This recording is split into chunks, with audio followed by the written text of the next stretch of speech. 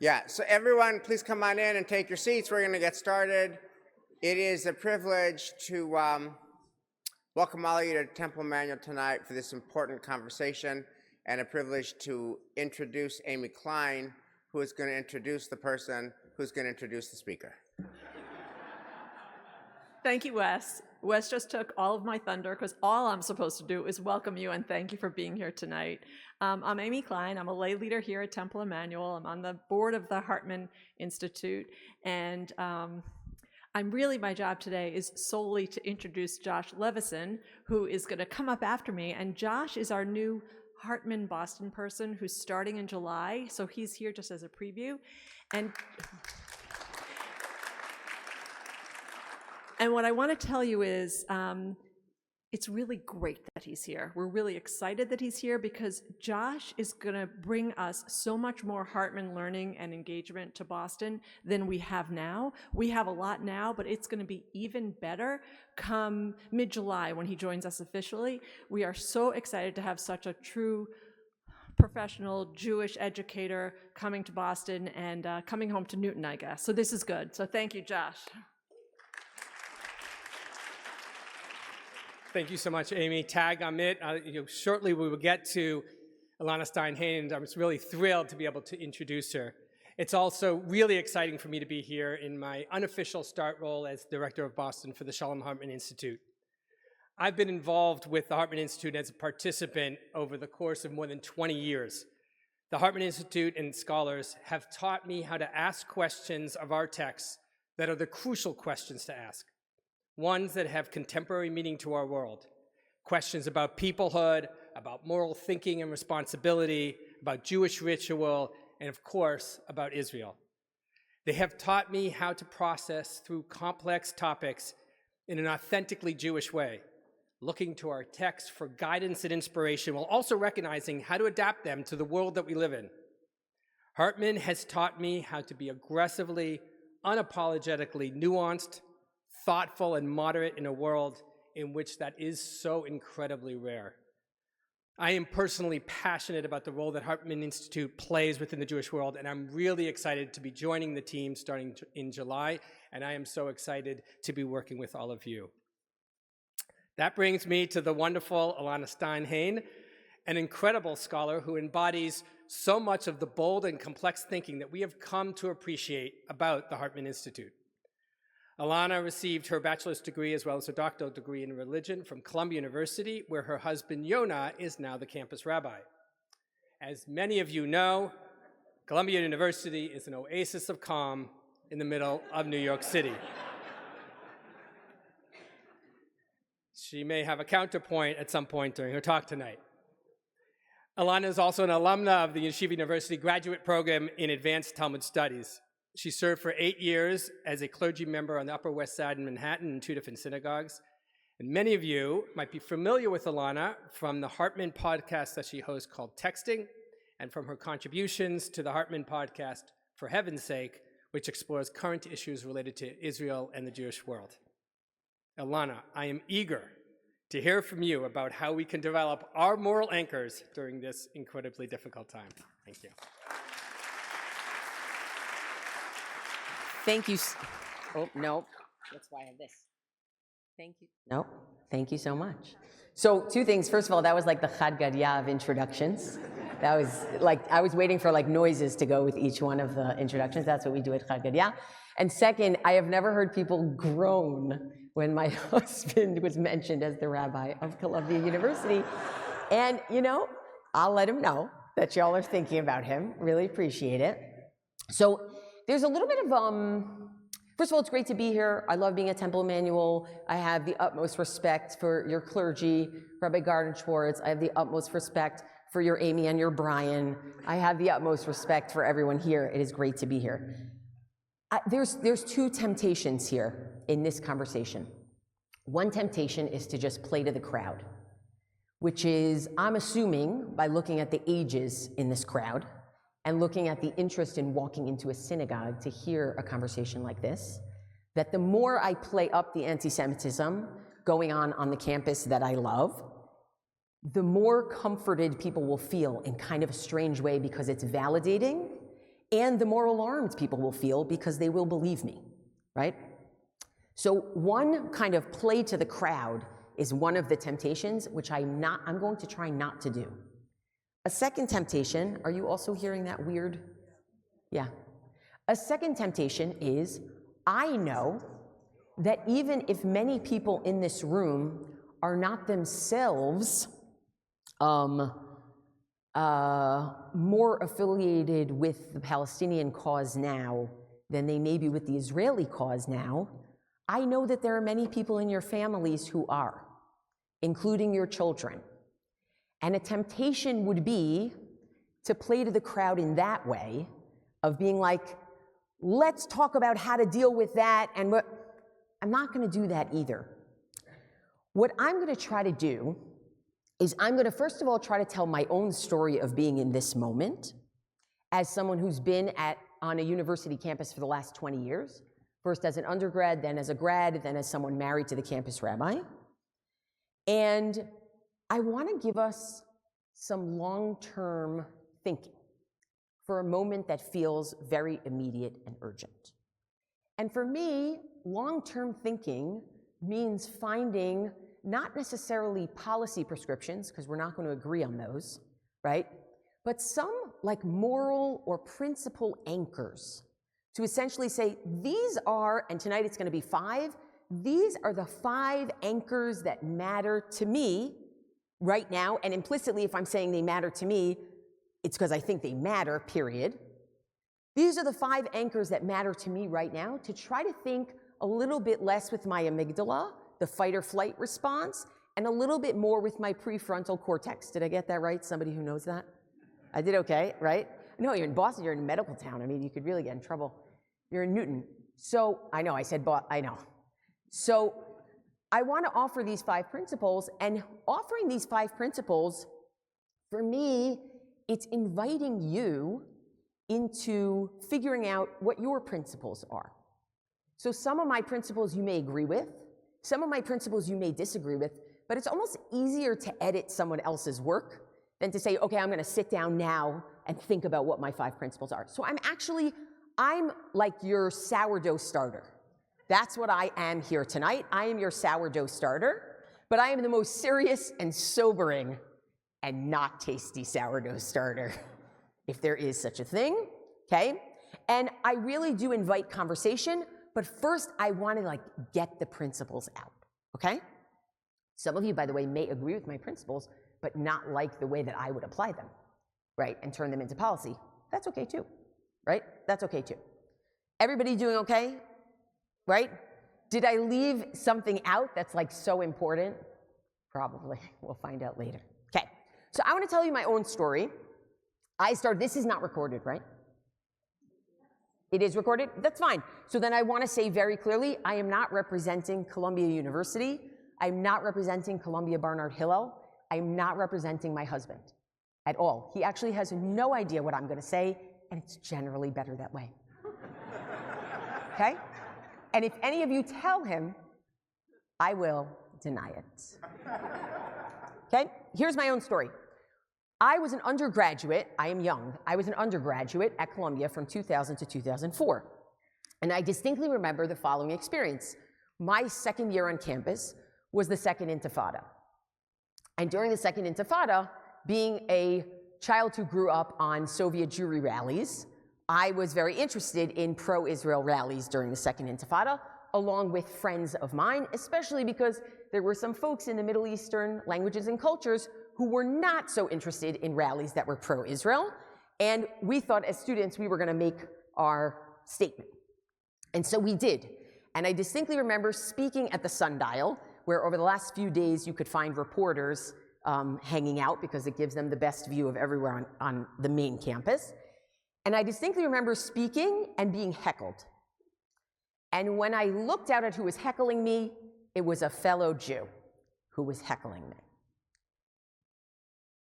It was around that time that something called the David Project, people remember they created this thing called Columbia Unbecoming, which was like a big dramatic expose on everything that everybody knew was already going on at Columbia, that Columbia was never actually going to fix, okay? And because Columbia wasn't going to fix it in-house, the David Project thought it would be a good idea to use students, some of whom academic careers were ruined by participating in that project, to use students, I'm just being honest, to use students to tell the story of what was really happening. So there was a lot of what I might call a kernel of what we're seeing now happening 20 years ago. Over the last 20 years, in my own undergrad, my own grad, I have watched Apartheid Week spawn, I have watched die-ins, I've watched checkpoints, right? But I have never quite seen what I have seen since October 7th. And I cannot speak to other universities because I am not on those campuses, but I can speak to the university that I have known for 24 years. On the Thursday after October 7th, there was what I can only describe as a pro-resistance rally on campus. It was ostensibly about Israel's not having a right to defend itself, but it was actually, given that we were only 4 days into a war, it actually was a validation of resistance. And it started then, and I would say ended over the last few days with 24/7 chants of intifada, revolution, globalize the intifada from the river to the sea. We don't want Zionists here, okay? Literally, physically keeping Zionists out of an encampment in the public area of campus. At the same time, I saw what I think is again, you do not have to agree with me, okay? What I think is a tremendous perversion of what is going on, which is I saw faculty deciding to make this about free speech. Instead of faculty making this about following certain rules, debating what speech is protected and what speech is not, discussing where harassment fits in, I saw faculty acting like their students and deciding that they too would have their kind of 1968 moment again here.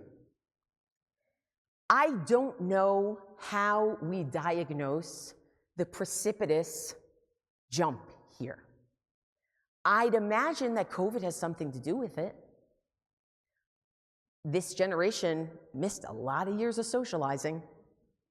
I'd imagine that online life has something to do with it.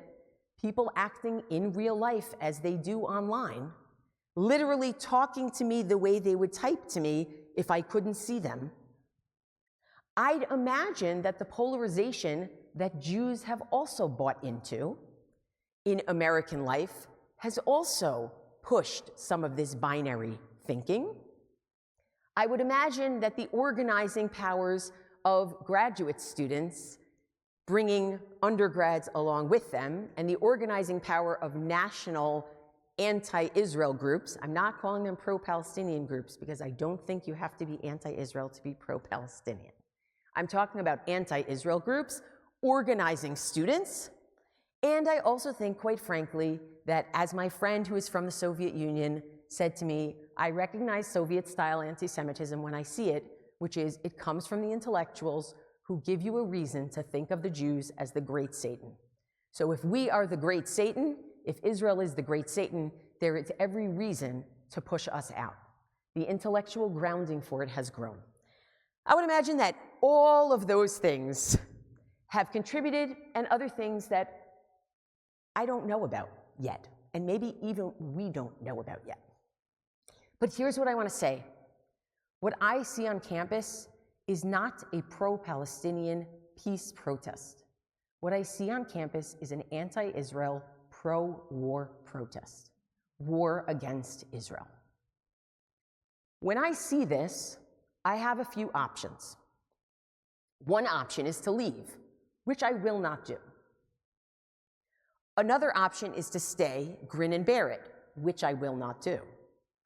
And so what I want to do is I want to share with you tonight 5 principles that I am trying to work with as a human being, as a Jewish leader, as someone who understands what freedom of speech should be about, who understands that there are students who are legitimately motivated by suffering in Gaza, like real suffering in Gaza, and that proper motivation is being co-opted to turn into something that is illiberal and something that is war-seeking and violent, I'm trying to ask myself, how do I not just respond with my amygdala? Because as you can see, even from my speaking, ooh, it feels good to get that out, right? But that's not gonna, okay. Now what? Now what? So my guiding principle, I read this, I don't know, about 10, 12 years ago. I was reading an article by Heschel called The Meaning of This War. It was about World War II. And he has this great image. He tells this tale, and I'm actually going to say it in his words because he wrote it well. Shocking, right? A tale is told of a band of inexperienced mountain climbers. Without guide, they struck recklessly into the wilderness. Suddenly, a rocky ledge gave way beneath their feet, and they were tumbled headlong into a dismal pit. In the darkness of the pit, they recovered from their shock, only to find themselves set upon by a swarm of angry snakes. Every crevice became alive and with fanged, hissing things. For each snake the desperate men slew, 10 more seemed to lash out in its place. Strangely enough, one man seemed to stand aside from the fight. When the indignant voices of his struggling companions reproached him for not fighting, he called back, "If we remain here, we shall be dead before the snakes. I am searching for a way to escape from the pit for all of us." I take that image very, very seriously.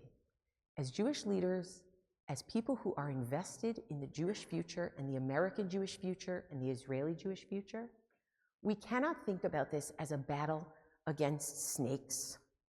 And we're gonna play whack-a-mole, and we need to ask ourselves, how do we get out of this pit? And so 5 principles, and it's not gonna be a mystery. I wanna tell you what the 5 are, and then I wanna expand on each of them, and then open it up for your comments and questions. And by the way, I wanna reiterate and reiterate and reiterate. I do not expect anyone here to agree with me with anything I've said so far or with anything I'm gonna say. I'm not saying this is what you think. I'm sharing what I think so that you can figure out what you think, because that's what dialogue's supposed to be, right? So we're trying to model it together, I hope, in a powerful way. And the best thing that could happen tonight, in my opinion, is for someone to say, makes me realize I don't agree with you on X, makes me realize I think Y, and I wanna think more about that, right? And maybe you should think more about Y also, right? I'd be very happy for that. Here are the 5. Usually I do 3, but it's a pretty intense time. So desperate times, desperate measures. At least it fits on one hand. 1, the power of law. The power of law as a principle, as an ethical principle. I was talking to a few people today about the book that I recently wrote about legal loopholes in rabbinic literature. One of the reasons I wrote it is because people don't talk about enough the role that law has to play in establishing a moral society, the value of law. 2, the value of education. Where law can never reach, education can reach. And where education sometimes can't go fast enough, law sometimes can give you a little bit of a runway, okay? 3rd, those are sort of a piece, okay? So really it might be 3, because I could say those are 2 part of 1, right? You see how my mind works, okay? Law, education. Jewish peoplehood. I want to embrace it. I want to lean into it. I want to talk about how Jewish peoplehood could be replenished and iterated in ways that are really important and explicit during this time, precisely when people have disagreements, precisely where you have some Jews who are rekindling their Jewishness and connection, and you have other Jews who are specifically saying, I'm really alienated from this right now, and I want to talk about how that fits in here. That's the 3rd. 4th, I don't usually like to say like a principle that is a don't do this, but here's my principle of don't do this. The zero-sum thinking, it's not going to get us anywhere. The zero-sum thinking is not going to get us anywhere. The idea that it's going to be the Israelis or the Palestinians, it's not possible. It's going to be the Jews or the Muslims. Are you kidding? That doesn't make any sense. Doesn't it make any sense? All it leads to is spending the rest of your life just looking behind you. Just looking behind you. Am I keeping everybody at bay? Am I keeping everybody at bay? Am I keeping everybody at bay? But how do you think in non-zero-sum terms in a moment where everything feels so zero-sum? Okay? And I'm speaking as somebody who's lost a lot of Muslim friendships in the last 6 months. I would say actually 10 years worth of Muslim friendships for the most part. Okay? So that's the fourth. And the fifth is also a don't. Don't miss the essence of Judaism because we're so busy with anti-Semitism and protecting ourselves and politics. There are so many Jews walking through our doors that weren't walking through our doors 6 months ago. What are we going to do with that? We're going to make it about marching? We have a culture that is thousands and thousands of years old. It has faith, it has ritual, it has ideas, it has food. It has so many things, right? It has so many things. How do we not lose that, lose that sense? Okay, so let's go one by one, and then I'm going to open it up. Is that okay if we go one by one, or does somebody feel the need to say something now, which I totally understand if you do? You can. I'm not being like, oh, isn't that annoying person decided to raise their hand? And I'm even not doing it now that I said that. I'm serious. Does anybody have something that they're like, Okay, so let's do each one of these 5, okay? Let's talk about law. And to me, for people who I've had the pleasure of learning with you before, you know that for me to anchor things in Jewish ideas is really, really important. It makes Judaism more relevant, and it also makes Judaism better. So I want to talk about law.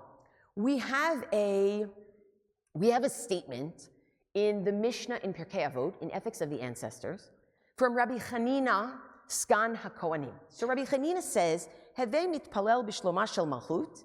You should always pray for the welfare of the government, and there it's really the welfare of the monarchy. She'ilmalei mora'a ish et re'ehu chayim bla'o. Because if not for fear of it, people would eat each other alive. Now, obviously, that's talking about a monarchic kind of situation, but I actually want to think about that in terms of the role that law can play. A role that law can play when we have anarchy and chaos, which is what we are experiencing now, is to try to figure out standards, to try to figure out transparent, equally applicable standards that everyone can anticipate, and we can say, remember, we set up these standards, we're holding ourselves to these standards. And just like other people have to be held to these standards, pro-Israel people at UCLA also have to be held to these standards, right? We want to make a little bit of order, transparent order from the chaos.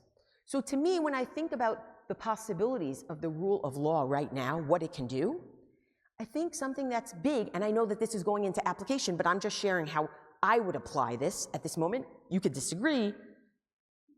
How do we find the distinction between free speech and hate speech in this moment? Between harassment and freedom of expression? Between crime and protest? One of the things that's also been interesting to me, and I know that it was on the House floor, and I think now it's on the Senate floor, is the conversation about anti-Semitism and anti-Zionism. I actually think there's a new iteration of that question, which is what happens when you attack people for their Zionist beliefs? Not, is it anti-Semitic to boycott Israel? But what happens when you attack people for their Zionist beliefs, which they say are their Jewish beliefs, right? That is a legal issue that actually needs to be discussed, right? Like, are Zionists a protected class? I'm not a lawyer. Some of you are. Help. We need you, right? I would say there's another piece here, which is I don't think that legally we have figured out how to define hate speech in general as a country, because what you see happening on college campuses now, and this I can say comfortably all across the United States, is that other minorities, not Jews, get to decide what makes them feel harassed and what constitutes hate speech, and Jews do not get to decide that. Now, the beauty of law and rules and standards is that you actually establish norms that are applicable across the board. So if that group gets to decide, this makes me feel unsafe, this is hate speech, this is discriminatory, then that group gets to decide it, whether they're Jews, whether they're people of color, whether they're Jews of color, whether they're Native American, whatever they are, they get to decide it, okay? So law, just some imagination about how we might use law. Let's talk about education. My favorite example of education, who here knows the story of Rabbi Akiva being 40 and, learning for the first time, and then he becomes Rabbi Akiva? Where's that story from? It is a trick question. If you look in the Talmud, you won't find it. If you look at the Mishnah, you won't find it. If you look at the Midrash, you won't find it. You will find it in its text called Avot de Rabbi Natan. What's Avot de Rabbi Natan? A text that has a lot of stuff from the 3rd to the 8th century and has this interesting thing about Rabbi Akiva. And Rabbi Akiva's story in Avot de Rabbi Natan, and for those who like to look these things up, because I'm one of those people, so I make sure that those people have what they need. Avot de Rabbi Natan, this is for Michael Bonin, chapter 6, section 2. Michael, where are you? Thank you. Chapter 6, section 2, right?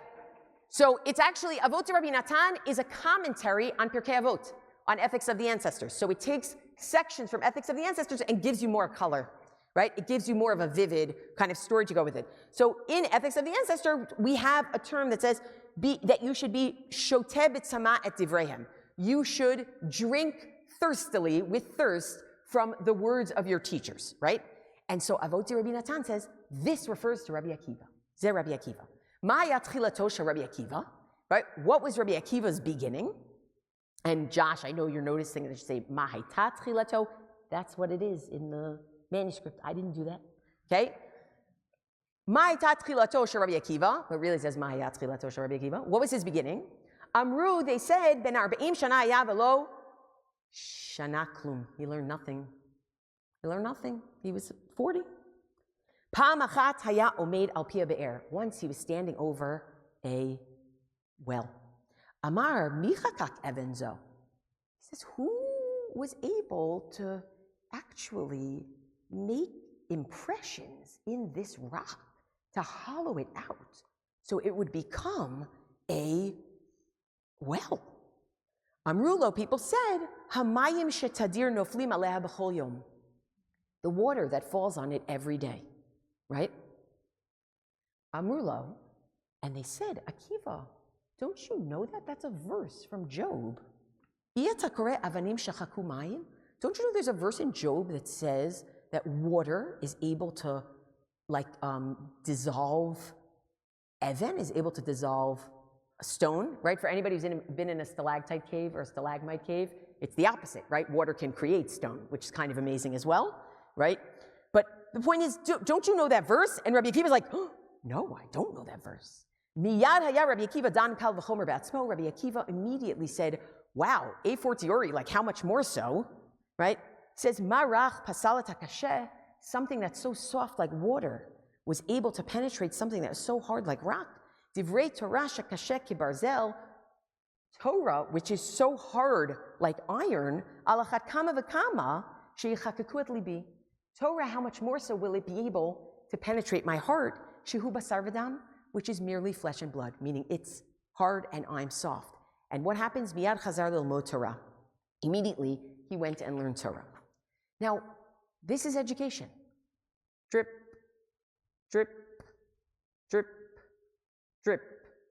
It's why 20 years ago, I had one person heckling me. And now, there are hundreds of people, right? Drip, drip, drip. It is a long-term play.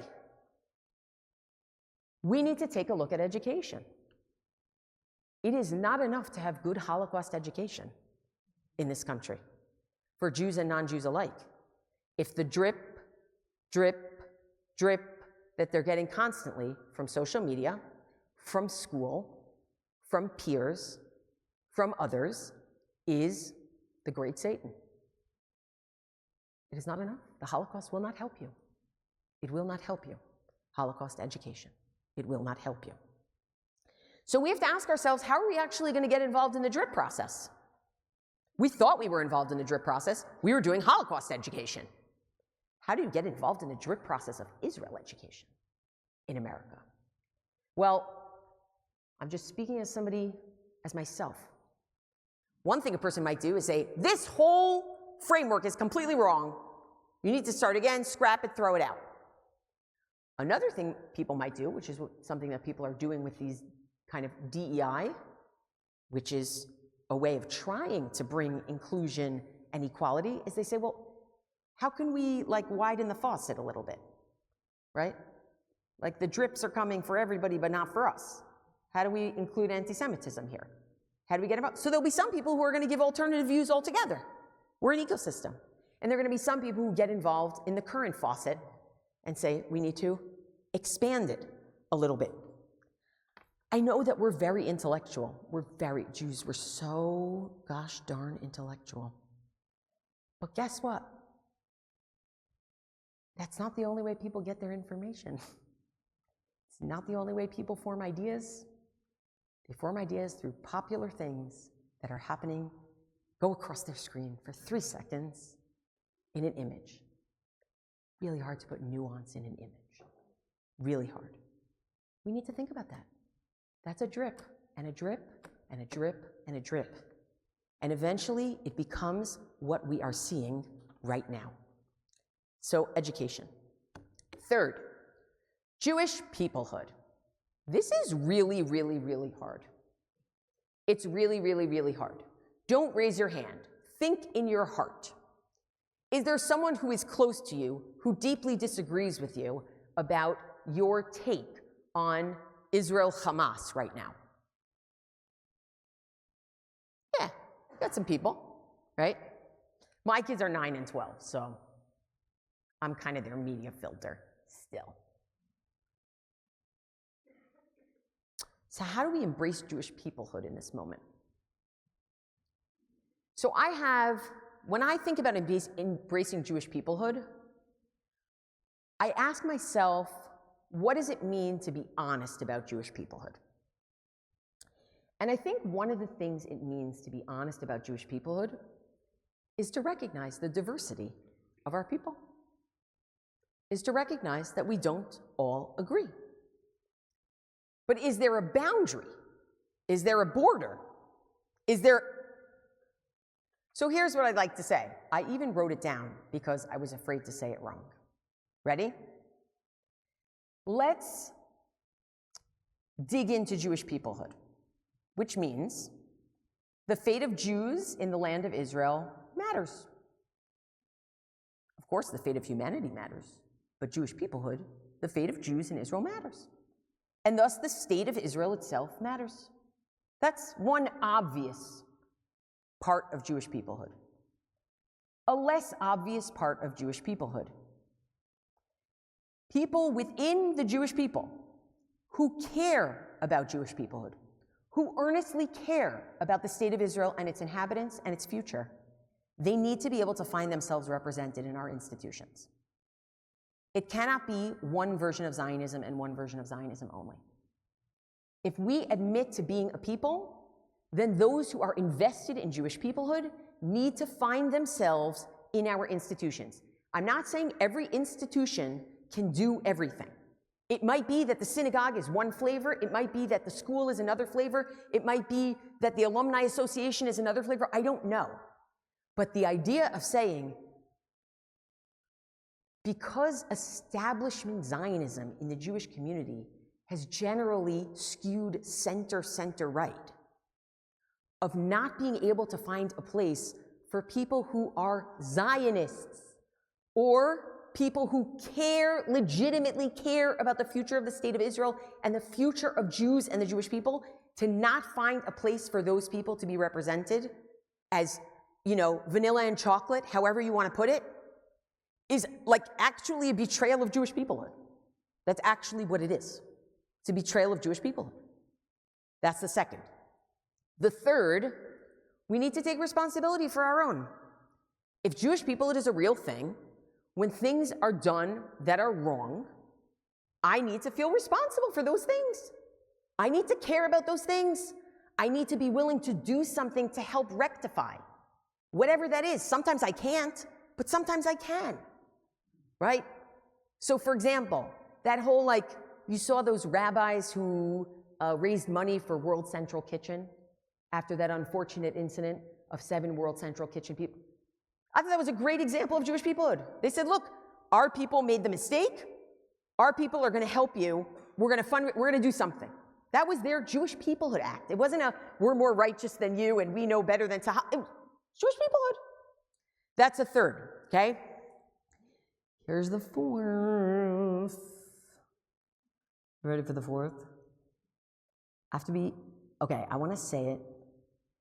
I want to say it like this. I know that it's a source of tension to talk about Jewish anti-Zionism because we're talking about our kids and we're talking about our friends.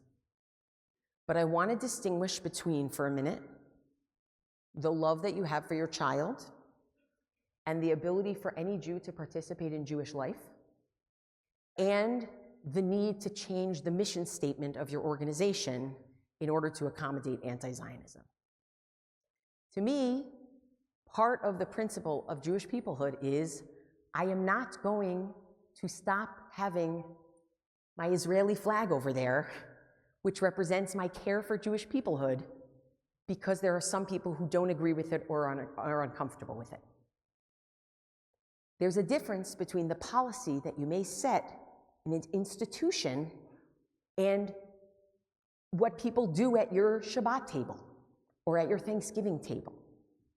And I think that is critical. I have heard over the last few years, people say, well, should we take Israel out of the mission statement? That's like saying, should we take Shabbat out of the mission statement of a synagogue because people don't like it or aren't keeping it or aren't commemorating it? No, it's part of Judaism. I would like to see and argue for a robust peoplehood as part of Judaism, not as something that is the political arm of. Part of Judaism, part of Judaism. And I think that's really, really hard because you have to be able to compartmentalize and say, I love you, I see you, and this is what our synagogue stands for. And this is what our organization stands for. And I have to say that before 1935, most American Jews were non-Zionists. And guess what? People founded their own institutions. They figured it out. Everyone will figure it out. But don't lose the baby with the bathwater, because then there'll be nothing left. Then there'll be nothing left. So Jewish peoplehood is my third, okay? Fourth, non-zero-sum thinking. You know, there's a great text that we read in Shabbat liturgy. Amar Rabbi Elazar, Amar Rabbi Chanina. Rabbi Elazar says in the name of Rabbi Chanina, Talmidei Chachamim marbim shalom ba'olam. Scholars increase peace in the world.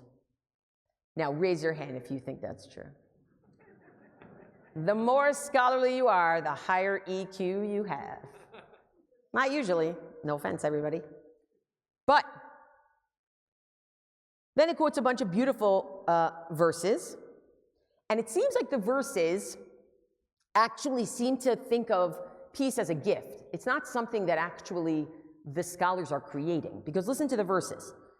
Shene'emar, as it says, as it says, V'chol banayich limudei Hashem v'Rav Shalom banayich, right? This is the part that we read in liturgy, right? So it says from Isaiah 54, all of your children, banayich, who are taught by God, right?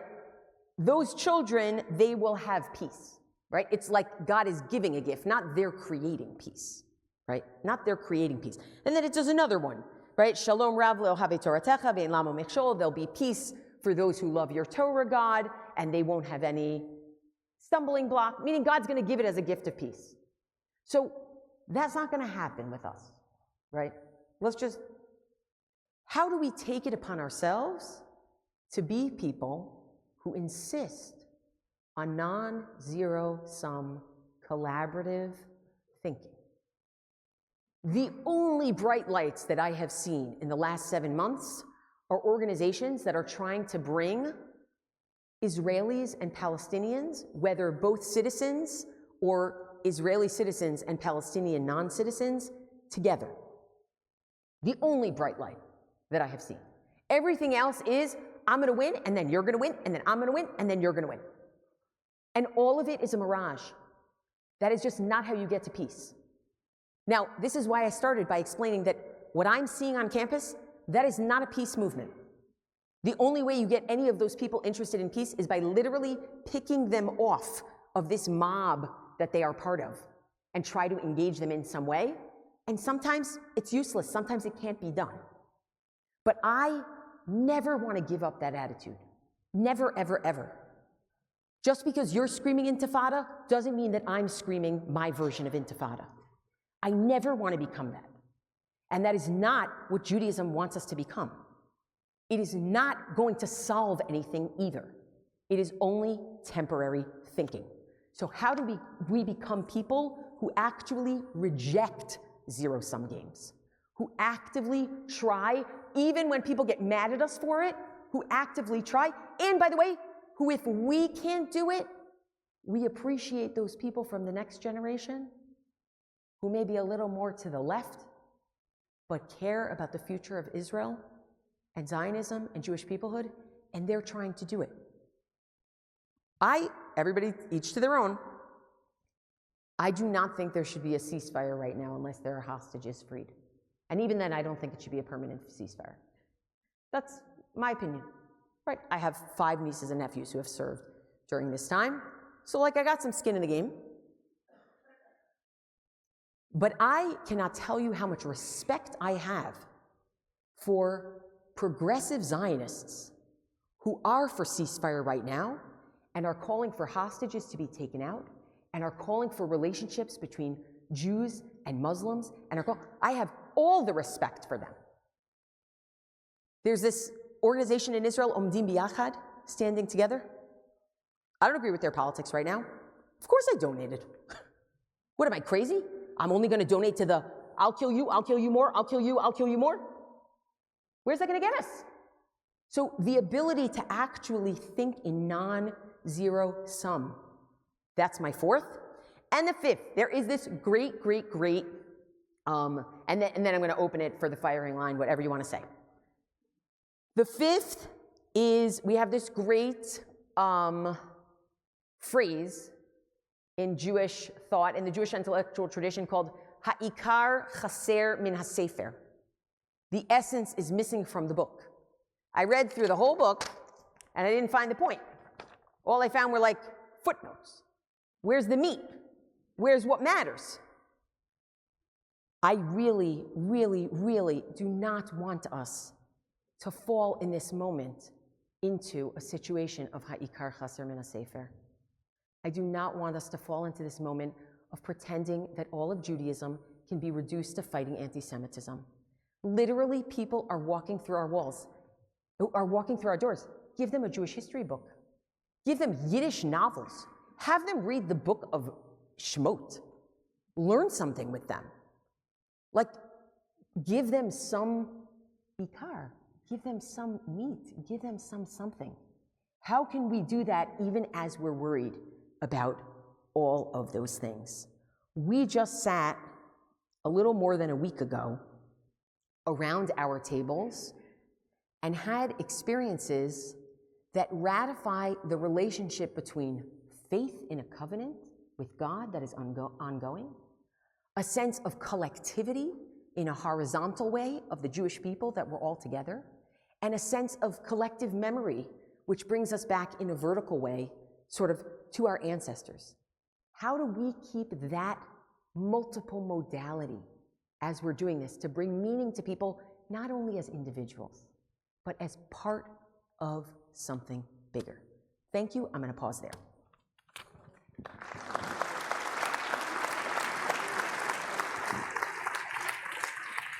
I talked a lot. I'm sorry, I talked a lot. Elana, first of all, thank you. You're just so thoughtful, so nuanced, so Hartman, and we so need your voice, and we're so grateful for your 5 points and the really thoughtful way you presented them tonight. So first of all, thank you.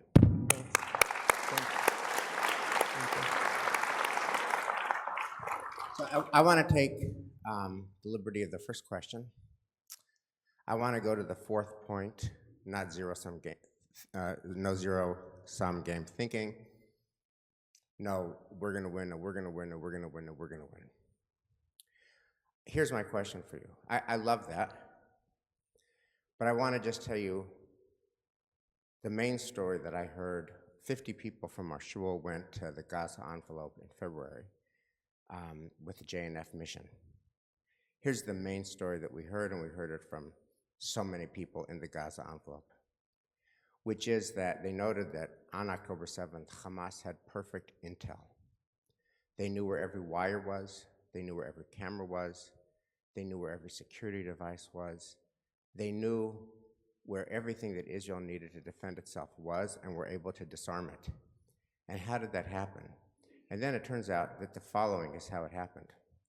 There was a nice Israeli Jewish family that rejected zero-sum game thinking. They said, of course we can live in peace.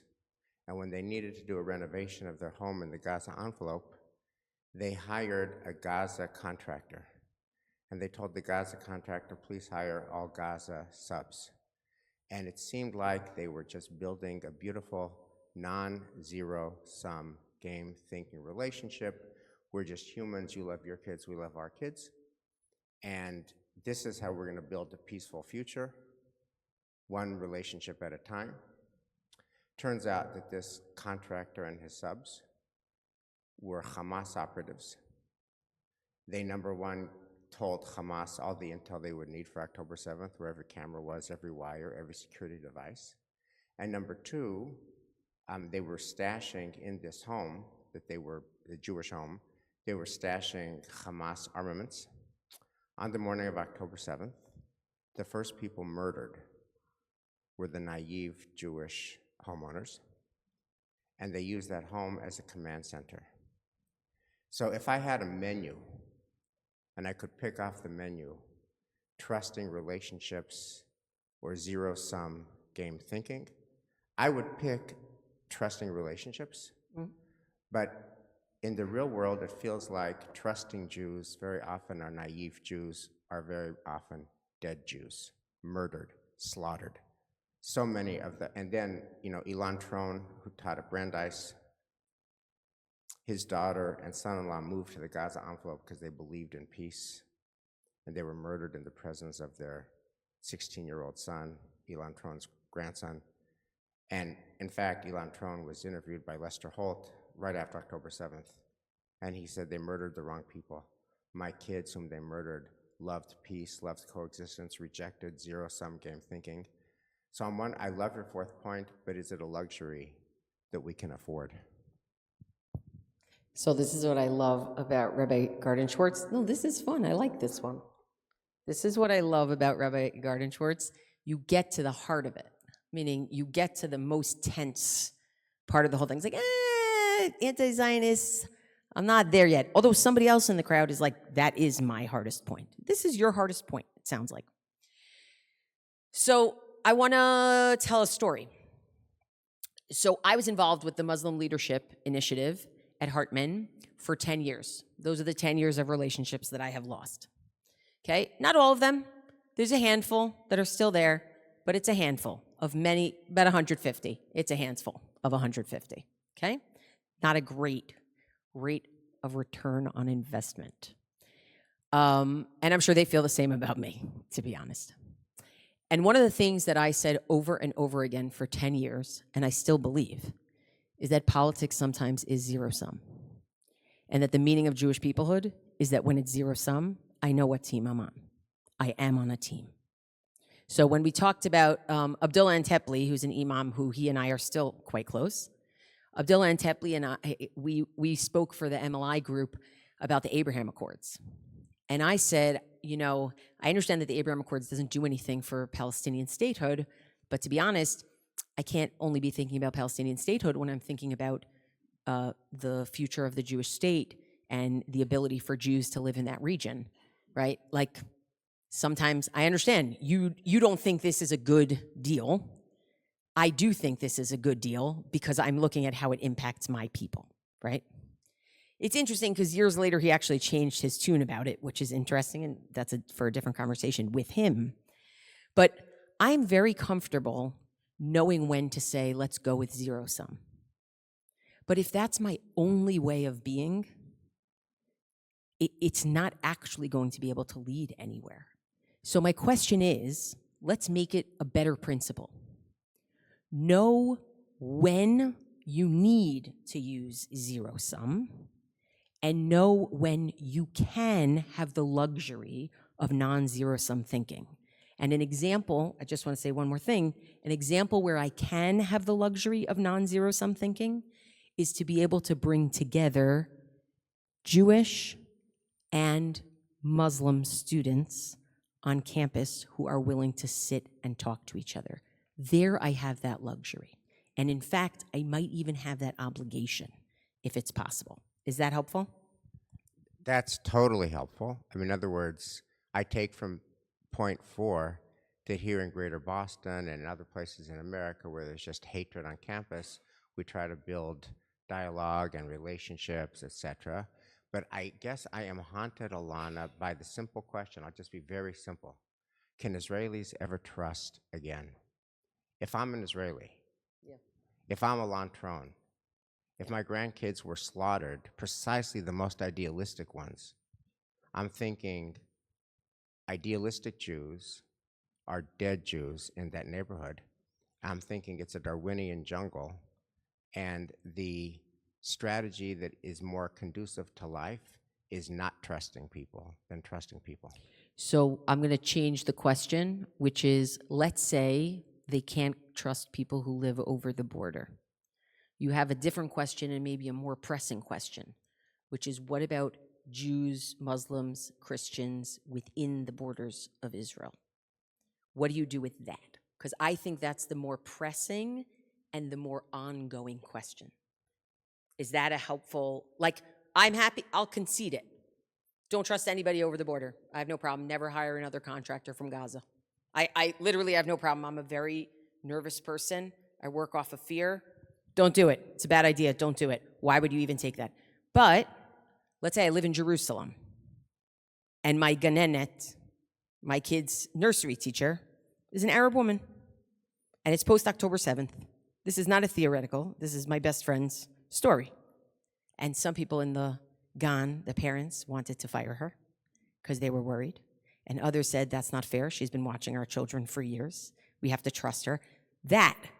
I think that's precisely where you actually get into something where reasonable people can disagree. Is that helpful? Very helpful. There we go. We got to somewhere. We always get to somewhere. Yes. Let me just take a few questions from the crowd. Rabbi Van Langton.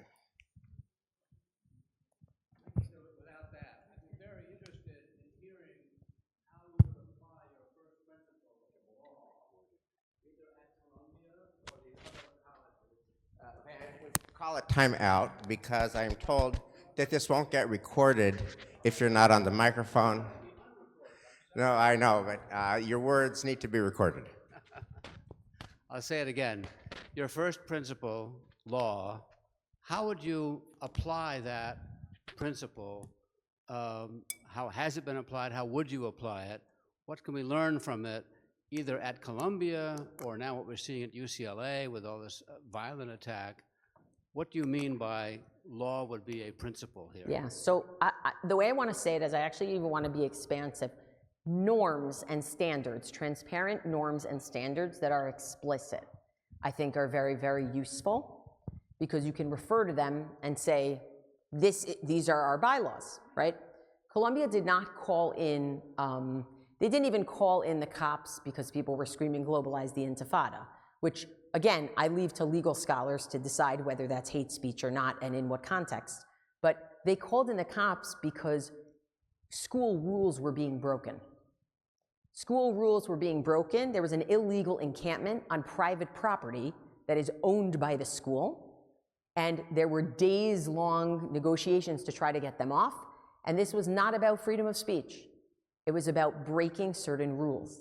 And I think that it's not just law, it's rules and standards. So for example, all of these anti-Semitism task forces on these different university campuses, what they're trying to do is they're coming up with norms and standards that you can point to and say, this is something that cannot be done, this is something that is within the pale. We may not always agree with the standards they come up with, But part of it is to try to make things a little bit less guesswork and fly by the seat of your pants and have things one day we answer this way and another day we answer that way, or for one group we answer this way and for another group we answer that way. And I think that's the attempt at codification, which I think takes time and is not an uncontroversial process, I would say. Elana, thank you. We got 2 last questions for you. Steve Bookbinder. Thank you very much for your remarks. Of course. You said there is not one version of Zionism, which brings up lots of questions. How do we deal with that? How do we deal with pluralism? I unequivocally believe in an immediate ceasefire. I believe in immediate aid. And why do I believe that? Because Danielle Hartman, who is much more informed and wiser than I will ever be, takes that position. And I try to listen to those members of the Jewish community I truly respect.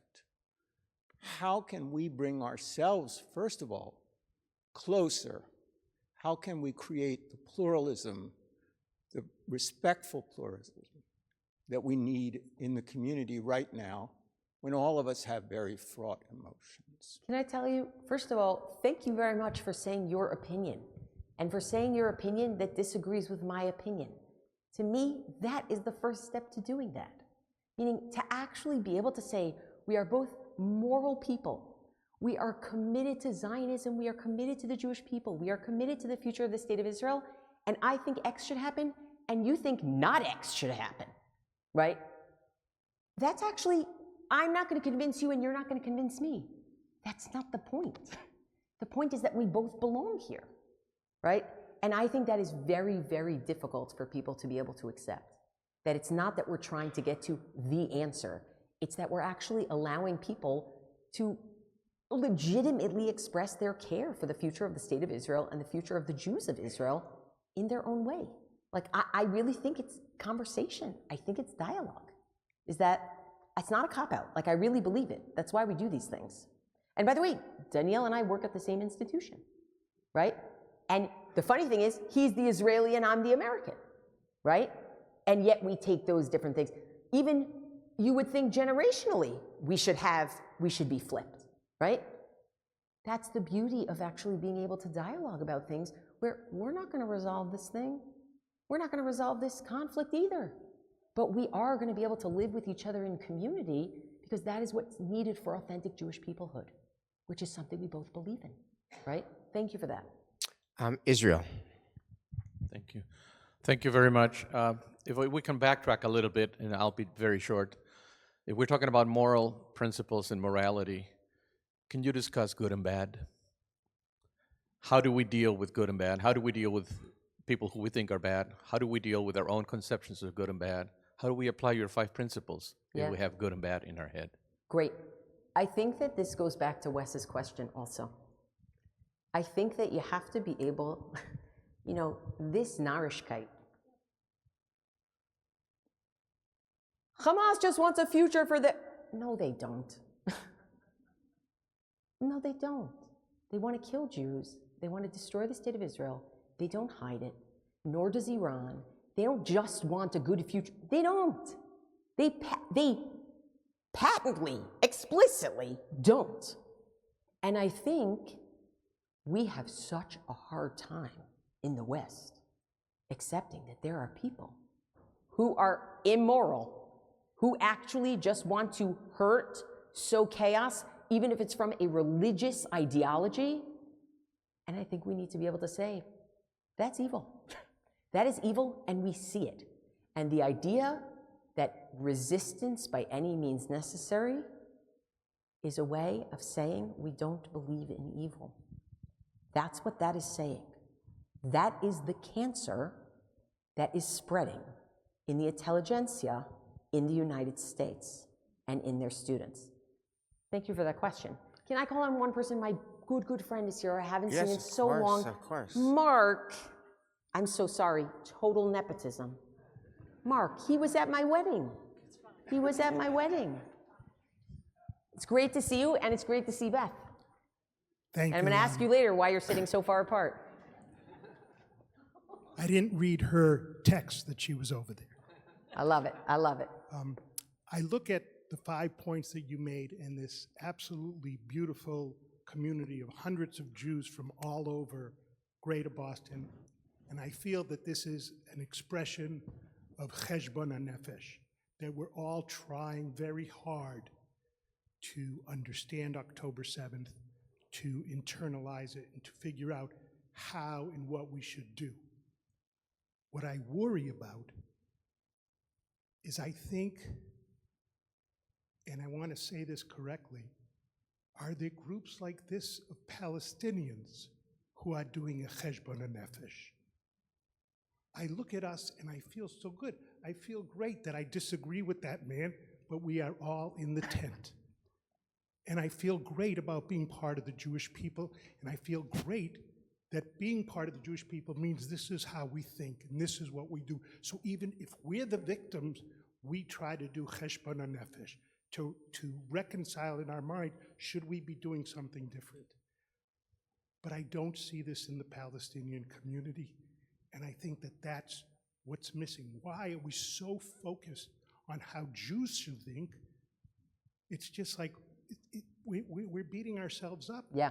When that's not what I it should so appreciate that, and I think it's a great question to end on, because I want to say 2 things, okay? The first is, most of these 5 points are about how we're going to survive and thrive in an environment that is becoming increasingly hostile. We're going to have to work out rules, norms, standards. We're going to have to intervene in education, public, private, and get involved in that. We're going to have to cling harder to Jewish peoplehood in a way that is going to make room for more people in the tent, and is also going to have some pretty red lines, some pretty thick red lines. And we have to do more than just teach people about antisemitism. We have to teach them about their Jewishness. The only one here that is asking us, how do we want to be in the world, regardless of whether we thrive or not, is the question of zero sum. So I can make it practical and say, you're not going to thrive if you have zero sum thinking, because you're not going to be able to get anywhere ultimately, which I think is actually true.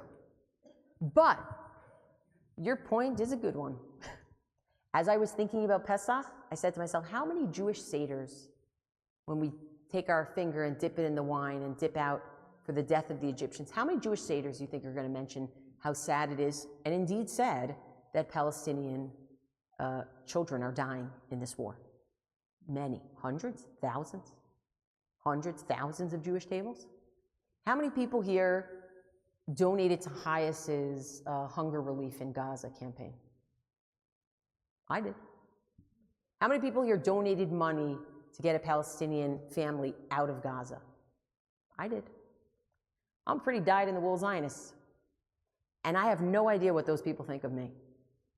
And what I want to say is that that one is less about what we have to do, and it's more of a Viktor Frankl kind of point, which is, I don't want to become what they're trying to turn me into, and I won't become it. I will defend myself when I need. I will fight like hell when I need. But when I see a woman in a hijab walking down the street, I do not automatically assume anything about what she thinks. Not because I'm an idiot, but because I need to be able to be with other human beings and to know what they think before I decide what they think. And once I know what they think, I can figure out how I want to act. So it's not a naive, it's character. Because I don't think we should ever lose our character, not because we're better, not because we're exceptional, but because life isn't worth it if we turn into boxers and wrestlers. It's not worth it. We lose the beauty. So I really appreciate the opportunity to clarify that. Thank you, everybody, so much. Elana, thank you.